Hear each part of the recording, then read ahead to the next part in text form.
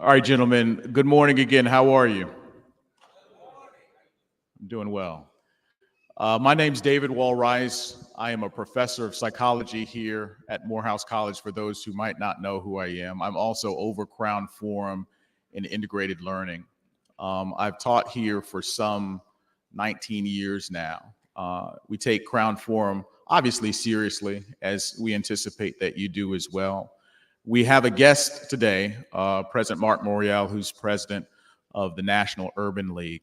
He'll be on in about 5 minutes. But I wanted to take time to make sure that there's some baseline things that are available for you. You all should know and have been communicated with through Blackboard that obviously your midterm grades will have come out in Crown Forum. If you haven't earned a passing grade yet, obviously there's time and space for you to do that in the weeks ahead. If you have any questions or concerns in general about Crown Forum, you know that there are weekly office hours that are held virtually by our adjuncts, Kaena Farmer and Kyrie Davis Towns. Those are on Wednesday evenings. I think we had our first one yesterday, so that is available to you also. You all know that general comportment in Crown Forum is to be alert and pay attention.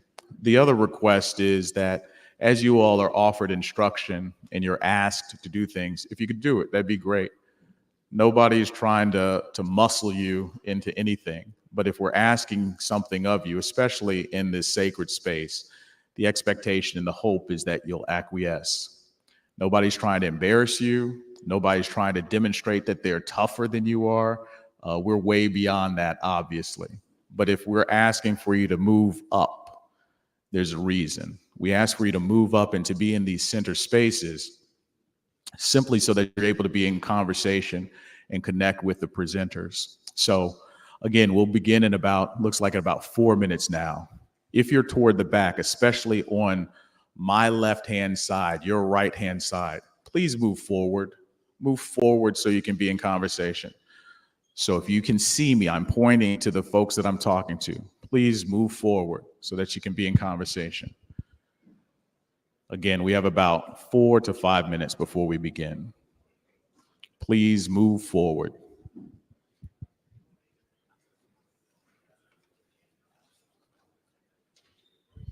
Thank you.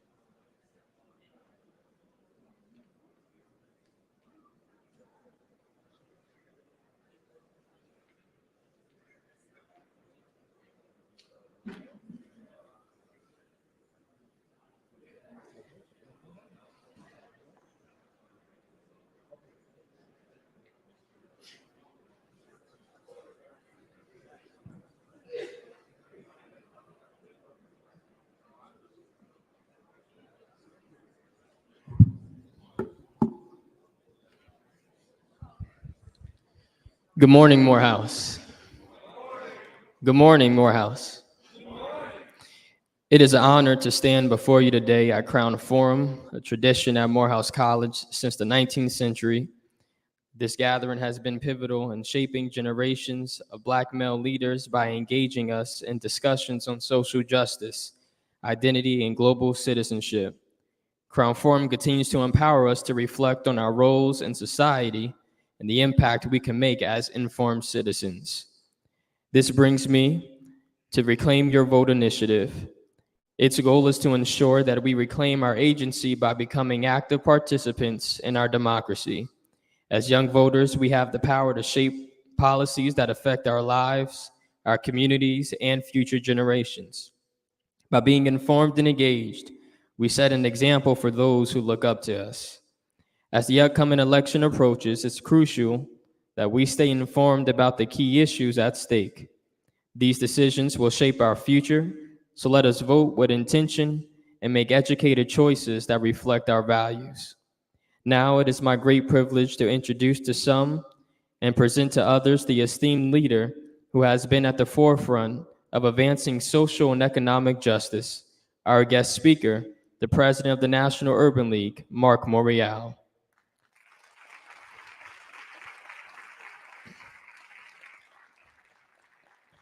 It is under his leadership the National Urban League has championed civil rights, fought for equity in education, economic development, and community empowerment. His vision and dedication continue to inspire future generations of leaders and advocates. Please join me in welcoming President Mark Morial, President of the National Urban League, with a warm round of applause.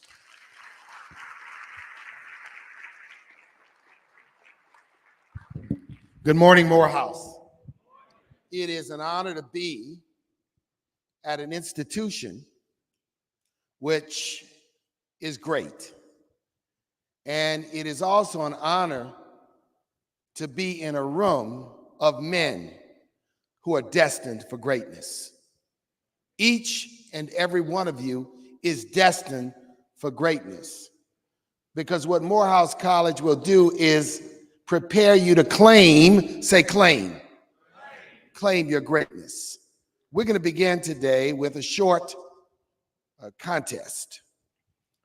I'm going to find out how many of you are interested in winning American Airlines vouchers for a free trip to either Los Angeles or Miami. Any hands up on that? So I want to find out. I'd like very quickly, Mr. President, sir, come help me with this. I need 2 freshmen, hold on before you volunteer, 2 sophomores, 2 juniors, and 2 seniors. We're going to compile 2 teams of 4, and we're going to have a quick game show style contest to see what we know about voting, civil rights, and Black history. So if you're up to that challenge and you want to win a trip to LA or Miami, please raise your hand and come forward. 2 freshmen, 2 sophomores, 2 juniors, 2 seniors. You want to choose, got a few hands up here in the front, come on down.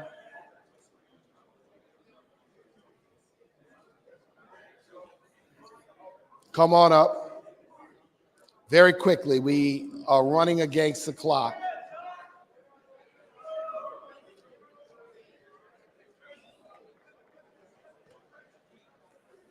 Nancy Flake Johnson, Tracy Mosley, please take these 2 front seats for me, right here in the front. Come on forward. Your name? I'm Channing Hill. Channing, come stand over here. John McGee. A freshman? Yes, sir. Stand over here. Sexton Chapman. And you are? Junior. A junior, let's stand over here. Joe Norrington Reeves. I'm a sophomore. Sophomore, stand here. Justin Clopton, a sophomore political science major. Stand over here. I'm Bernard Hodges, a junior biology major. Junior, we have a junior here. You're a junior? Sophomore, junior here. Freshman, sophomore, junior. Freshman, sophomore, junior. We need 2 seniors to come lead these 2 teams, 2 seniors. Come on down. You're about to graduate. Class of 2025, come step up and represent.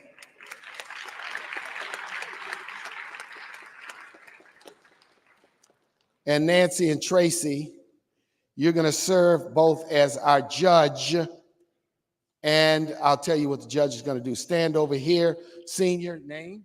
Malik Poole. Malik? Yes. Stand over here, and come on down. Amir Johnson. Amir, come on here. All right, so first of all, Amir's team, we're going to call the maroon team. Say maroon team. And over here, Justin. Justin is going to be called the white team. Those are the colors of Morehouse, right? Maroon and white. So here's how this is going to go. This team can collaborate. This team can collaborate with each other. I'm going to ask a question about voting, civil rights, Black history, politics, right? The team, as you know the answer, I want you to raise your hand. Do not blurt it out, audience. No helping, no helping, no shouting, no helping. Nancy and Tracy, you're going to help me determine which team raised their hand first, right? And then I will call on you. You'll give the answer. We'll see if you're right. If you're right, 10 points. If you're not right, the other team gets a shot. We'll have 10-point questions. We'll have a 25-point question. You all ready? Ready? So who's going with this team? Who's going with this team? Who's going with this team? All right. Question number 1. How many electoral votes does it take to win the presidency? Okay. 270. 270, is he right? 270, he's right. Give him a hand, 10 points. Question number 2. Which amendment to the United States Constitution secured the right to vote? Okay. Where? Over here? This right here? Okay. Which amendment to the Constitution secured the right to vote? Specifically for Black men? Yes. 15th Amendment. 15th Amendment, is he right? Give it up. He is correct.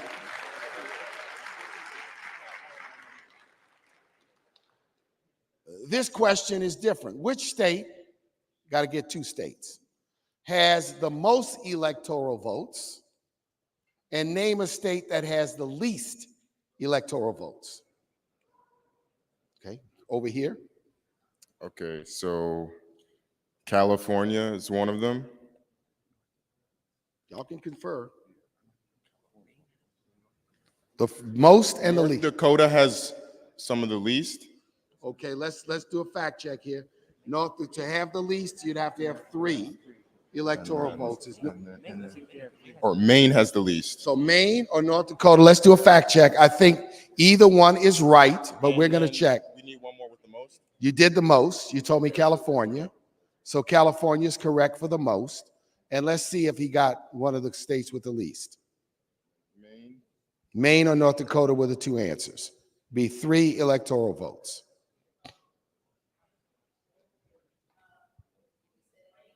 Or North Dakota. Or North Dakota. 3? 3. Okay, they're right. 10 points over here. So what's our score now? 22 over here. What? 20 to 10. All right. Next question. How is it determined how many electoral votes a state has? Okay. Based on the number of seats they have in the House of Representatives and in the Senate. Both those. So 2 for each state, then based on the number, which is based The on population. your population. He's right. 10 more points over here. You know what I'm feeling? These questions are too easy for all these Morehouse men. Okay, let's go to another very, very important question. All right. In the 1960s, there were three iconic civil rights laws that passed the United States Congress and were signed by the president.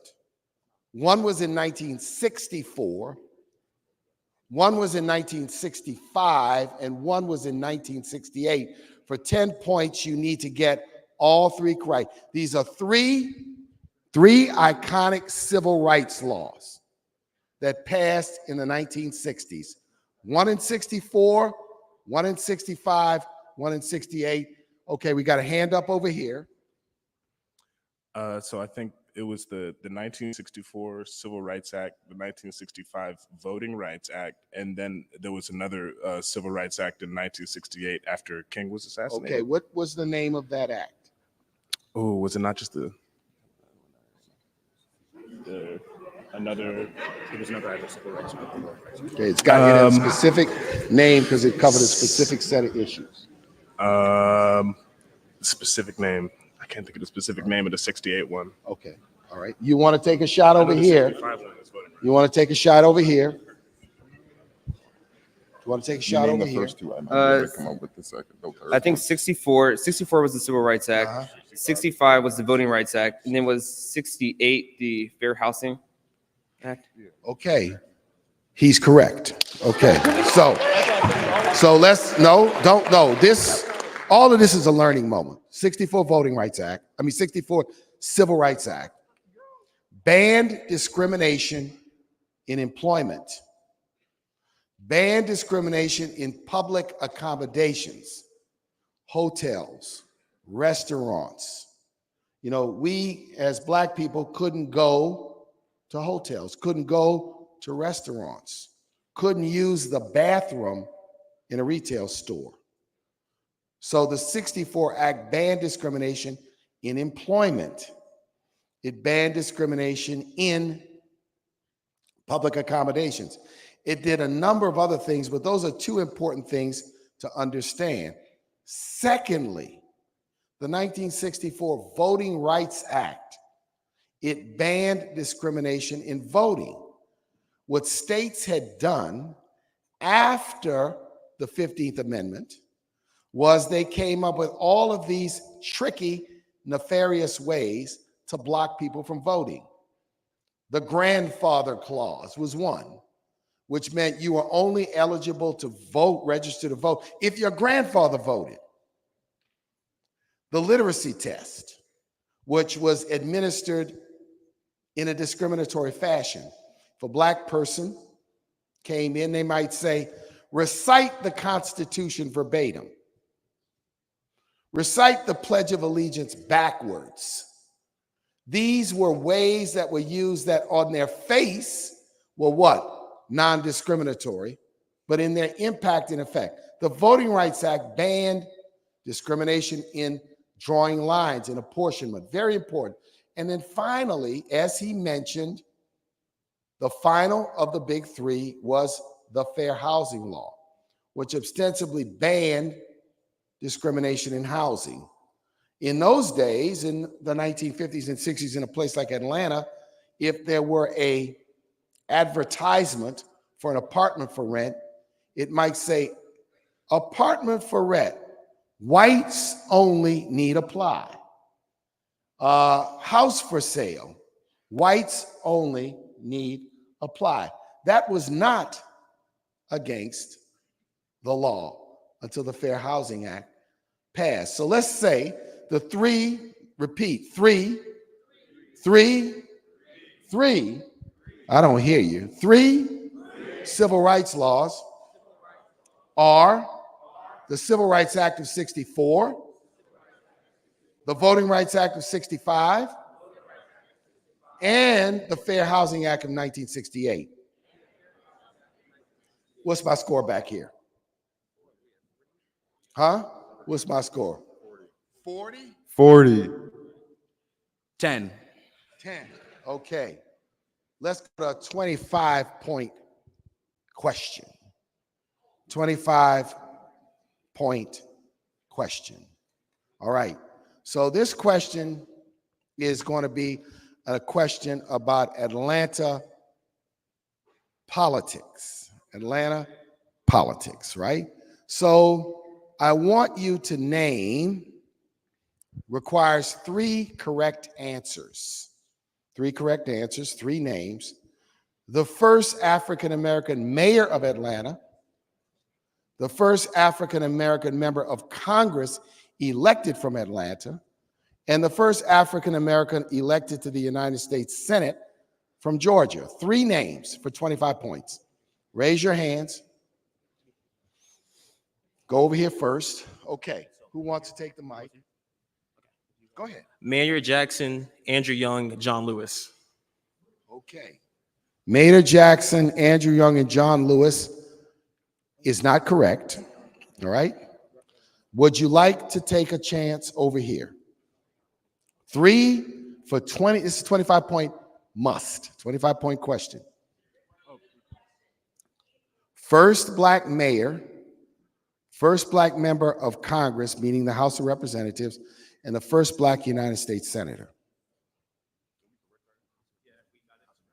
Okay, you got 1 shot over here. Rep? Any rep? We could just we could just throw out John. I mean, You want to take a shot? we'll take a shot. First black mayor was Maynard Jackson. The first black senator was Raphael Warnock. Shout out to the House. And for the rep, John Lewis? No, maybe. Okay, here's a teaching moment. First black mayor of Atlanta, 1973, graduate of this esteemed Morehouse College, Maynard Jackson. First black member of Congress elected from Georgia, and the first black member of Congress elected from the South since Reconstruction, Andrew Young. Congressman Andrew Young, he was a member of Congress before he was mayor of Atlanta. Third, first black U.S. senator elected from Georgia, and the first black U.S. senator, Democratic U.S. senator, elected from the Deep South since Reconstruction, Raphael Warnock. Right? So teaching moment, no one gets 25 points. Let's take one more 25-point question. One more 25-point question. So this question is about the current Vice President of the United States, Kamala Harris. And this is going to require a series of answers. So Kamala Harris, first, tell me what college she graduated from. Number 2, tell me what sorority she's a member of. Number 3, tell me the 1, 2, 3, 4 elected positions she's held. Okay, let me restate that. College she graduated from, sorority she pledged, and the 4 elected positions she has held thus far. 6 things for 25 points. Whose hand went up first? Over here? Okay, so who wants to take a shot? Mike's yours. Take a shot. Okay. So her alma mater was Howard University. She's an AKA. She was a DA, then the Attorney General, then a senator, and now Vice President. He aced it. Give it up. And now what's the score? 40-35. Final question. 10 points. Final question, 10 points. Okay, audience, what do you want me to ask them? Anybody got a subject on politics or civil rights? Anything I haven't asked? Huh? Huh? Oh, where was the Urban League founded? That's a good one. Let me pose this question to each of you. I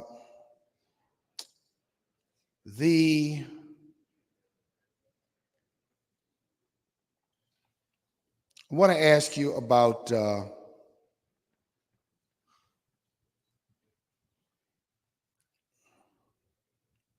Barack Obama.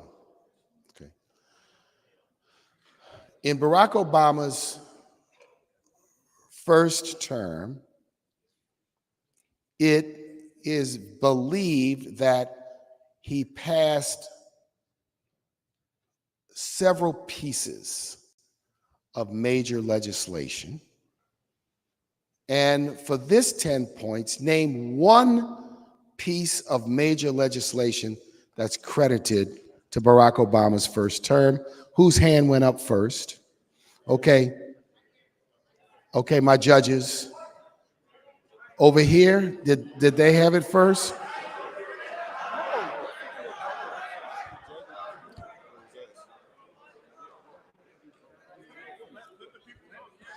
All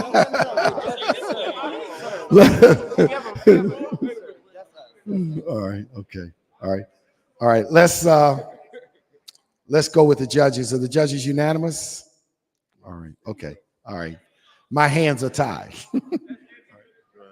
The Affordable Care Act. He said the Affordable Care Act. The answer is right. 10 points.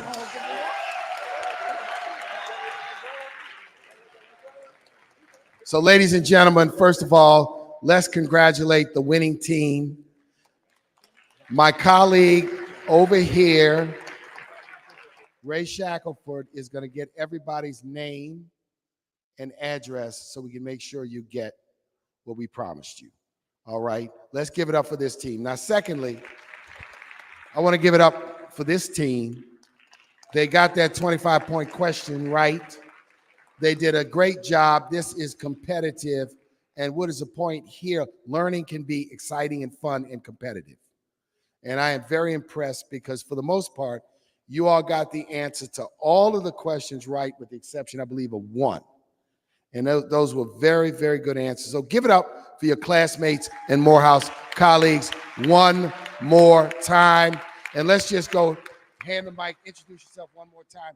Name, class rank, hometown, and your career ambition. My name is Amir Johnson. I'm a biology major with a minor in psychology. I'm from Chicago, Illinois. And my ambition is to be a neuroscience researcher, to do research into spirituality and psilocybin as well. So that's my interest. Excellent. Give it up. My name is John McGee. I'm a political science major from Kansas City, Missouri, and I aspire to be a constitutional attorney. My name is Bernard Hodges. I go by VJ. I'm a junior biology major from Stockbridge, Georgia, and my career goal is to be a veterinarian. Good morning. My name is Joe Norrington Reeves. I am a sophomore philosophy and economics double major, minor in leadership studies from the South Side of Chicago, Illinois, and I aspire to get into commercial real estate and private equity. One more time for this team. Now let's go over here. This team, although they did not win this contest, they are winners too. For stepping up, coming up, participating, and competing. You're going to give my colleague, Mr. Shackelford, your information too, because while I may not have a voucher for you, I'll have something for you. All right, so same thing, intro, class rank, name, and hometown and career ambition. Hello, everyone. My name is Justin Clopton. I am a sophomore political science major from East Point, Georgia, and my career ambition is to be a politician. Hello, my name is Sexton Chapman, junior from Conyers, Georgia, physics math major, and my career ambition is to be a material scientist. My name is Channing Hill. I'm a freshman international studies major from Atlanta, Georgia, and my career ambition is to be United States Secretary of Defense.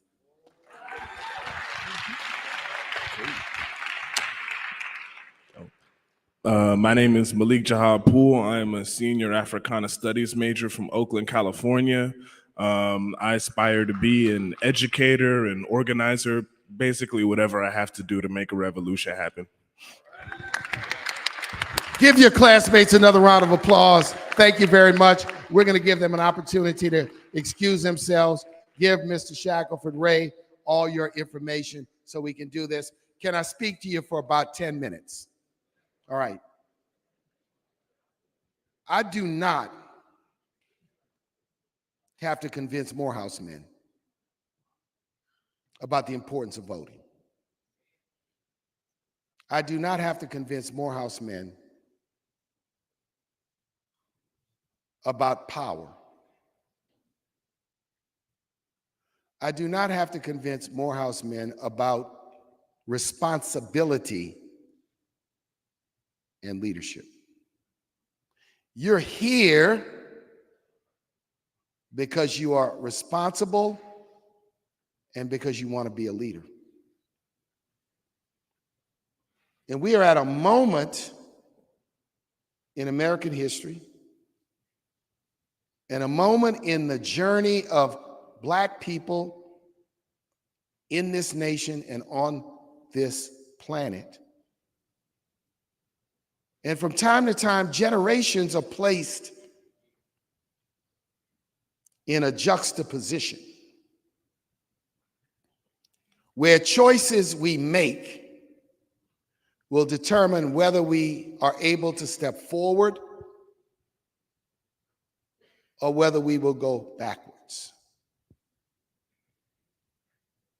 It is easy to get caught in noise, dissonance, rhetoric, and misinformation.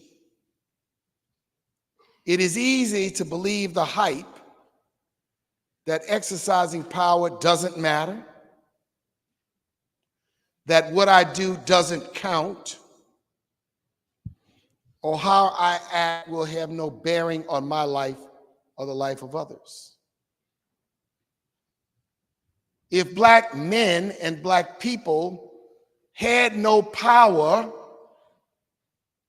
there would not be millions of dollars spent to try to discourage us from voting in this election. If we had no power, we'd be ignored. If we had no power, they'd wink and nod and keep on moving. Morehouse men, you have power. Black America looks to Morehouse for leadership. Black men all over the world look to Morehouse and say that's where our greatest and our smartest and our best and our potential are being prepared and educated. Expectations are high, not just from your family, but from your neighborhood and our ancestors. Expectations are high. People expect you to be the best. What you say and what you do sends a message to others. At this moment, yes, we have this election upcoming. And what is happening today is what happened 8 years ago. There are people posing as friends of our community, posing as allies, posing as leaders. And they're active on social media. And some of them are telling us, don't vote. See, what they don't want to tell you is that they're getting paid. What they don't want to tell you is that they're getting a pocket full of coins. And they're getting paid by foreign nations who are using them the same way they use house Negroes during slavery.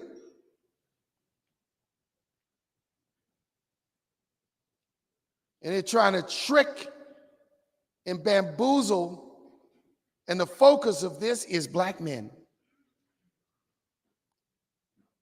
Morehouse men, more than ever,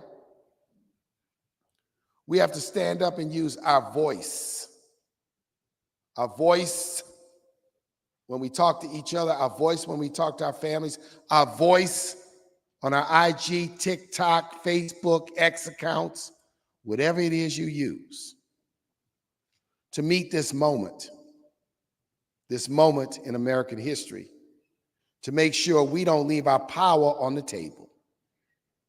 Leave our power on the table so that others make decisions for us. That's what's at stake. Not a lot of rhetoric, but a fundamental choice we have to make. In the past, 1955, when Martin Luther King, a 26-year-old Morehouse man in Montgomery, Alabama, assumed a leadership role of the Montgomery Improvement Association. If you read history, some history will tell you everyone was cheering. Everyone was jumping. No, at that time, there were many, even in our community, who said, Martin Luther King, you are a troublemaker. You come down from Atlanta and you're stirring things up. You need to go back to Atlanta. Some who said that were saying it because they were, even in our community, afraid of change. Some who said it in our community were agents, let's be honest, of the man, who'd come in to create opposition and confusion. But Martin Luther King had the Morehouse leadership gene and confronted those that said that and continued with the Montgomery bus boycott, which was a pivotal moment in the civil rights movement. Martin Luther King didn't ask to be put in a juxtaposition of history. Martin Luther King didn't covet this position of extreme moral leadership, but he had the Morehouse gene.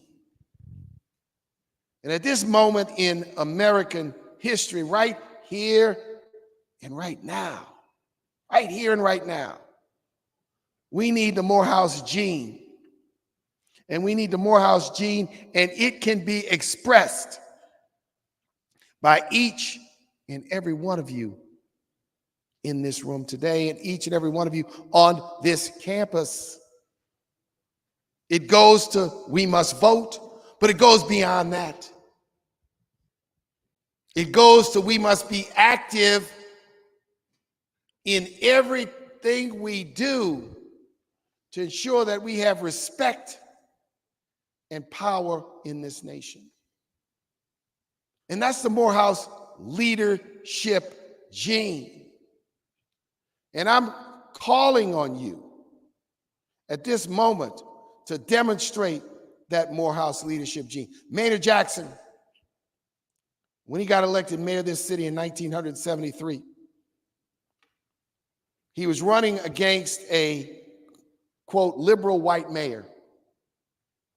And people said, Maynard, it's not time for Atlanta to elect an African-American mayor. You should wait. Take your time. Run in 4 years. But Maynard Jackson had what? The Morehouse leadership gene. And he challenged the status quo, and the rest is history, because not only did he become mayor of Atlanta, he became one of the great mayors in American history.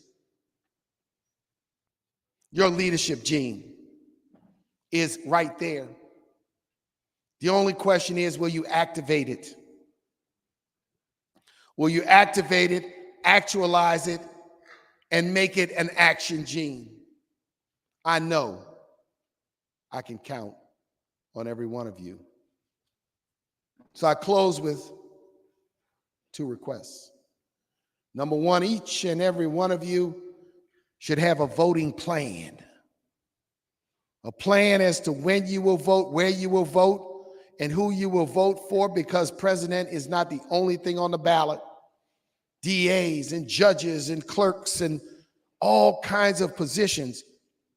Don't do like some of us do and walk in there, vote for president, get confused, walk out, leave our power on the table, vote all the way down the ballot. Have a plan to vote.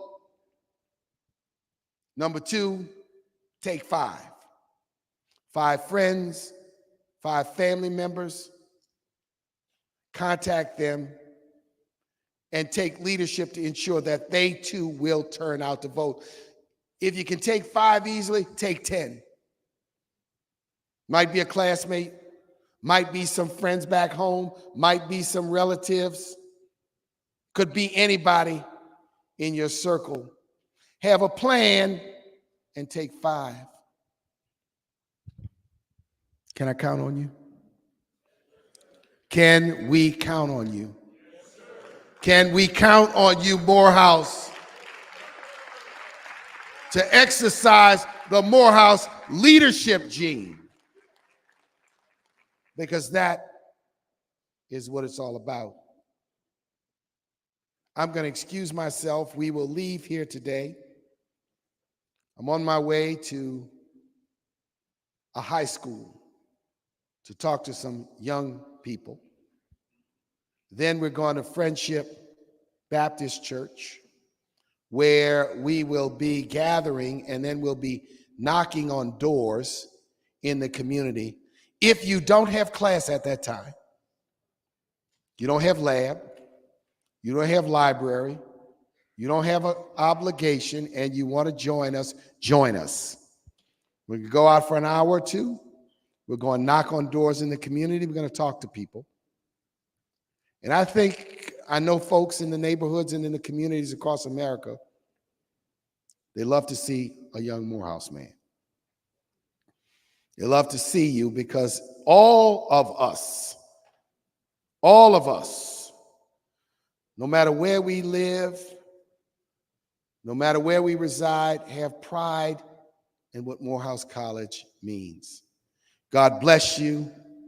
I thank you, and reclaim your vote. Good morning.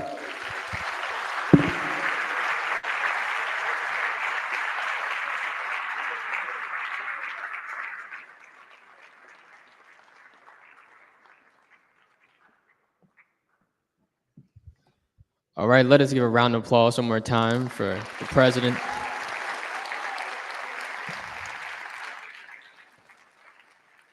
And so now it's time to close out. Let us stand for our Morehouse hymn.